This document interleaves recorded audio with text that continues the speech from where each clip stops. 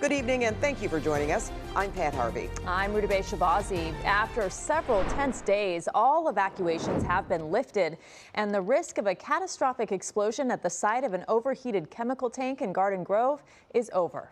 But firefighters say there is still potential for a fire or a spill. CBS LA's Michele Gile is live in Santa Ana, where she's just come out of a meeting with county supervisors and fire officials. Michele.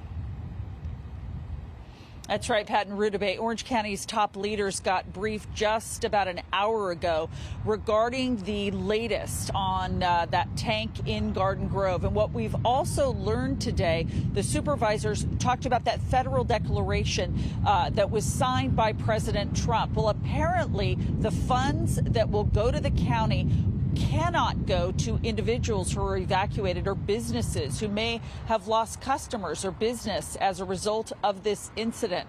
This is something that will be talked about certainly in the coming days. Here is the latest.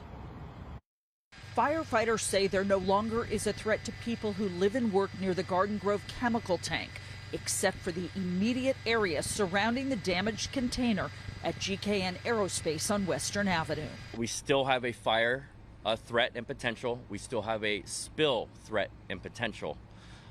But with the control measures we have in place and the operations that have been going on day and night, we are certain that that threat is going to be contained within that 300-foot zone.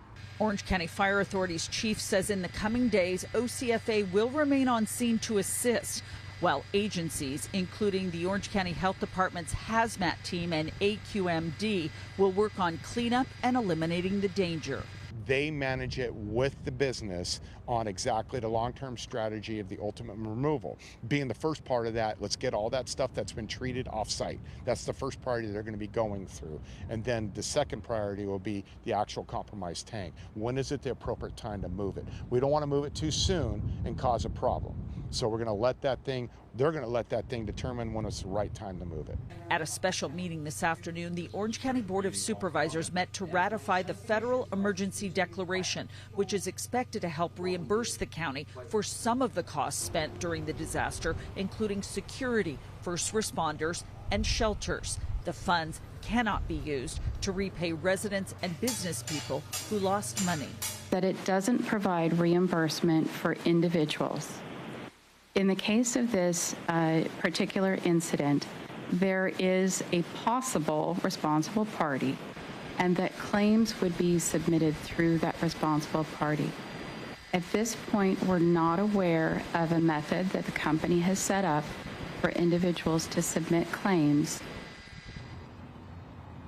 Again, the county is saying that they do not have any information that GKN Aerospace in Garden Grove, the location of that damaged tank, whether that company has set up any sort of a process for people to file claims. We'll stay on top of that. Also, we do know that some people have filed a class action lawsuit. That's the latest here live in Santa Ana. I'm Michele Gile. Back to you. Thanks so much, Michele. Now evacuees are back home and kids are back in school after a hectic and frightening few days in Garden Grove. Our Lauren Pozen continues our team coverage, speaking to families and businesses relieved at the chance to get back to normal. Lauren.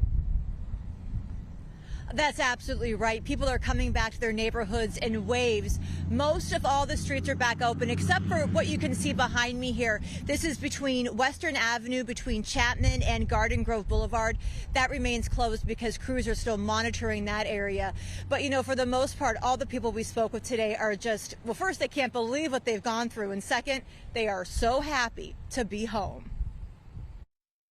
We just raced and packed up the stuff and couldn't wait to get home. I mean, we love our neighborhood. Karen Bethel says walking back through her front door brought a huge sense of relief. She and her family evacuated their Stanton home Friday after the chemical incident at a nearby aerospace facility forced evacuations for 50,000 people in multiple cities. We are in the neighborhood that was going to explode, and that's when it got real with all of us. Bethel says they packed up their dogs, picked up her mother who has Alzheimer's from her care home, and stayed with family in Fullerton. She was also caring for her mom throughout the confusion and stress of the evacuation. It got really, really bad the last 2 days, just really bad. I mean, when we took her home, we got the notification we could bring her home today, and They said, please no visitors. And we said, no problem. A few blocks over, we watched one family unload laundry baskets from their car after days away from home. Kids are also back in school just in time for the last day of class. To get to say goodbye to their teachers and their friends, and then just to be home. And it's not just families returning. Over at Harry's, the grill is back on after days of evacuations forced the restaurant to close and throw out food. I'm very happy and waiting for the people.